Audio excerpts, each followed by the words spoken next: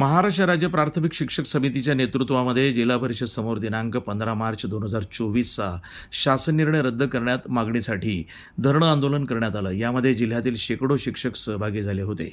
शासनाच्या चुकीच्या धोरणामुळे बंद होणाऱ्या शाळा वाचवण्यासाठी गोंदिया जिल्हा सरपंच संघटनेनं आंदोलनास संपूर्ण पाठिंबा घोषित करत बहुसंख्येनं त्यामध्ये सहभाग नोंदवला।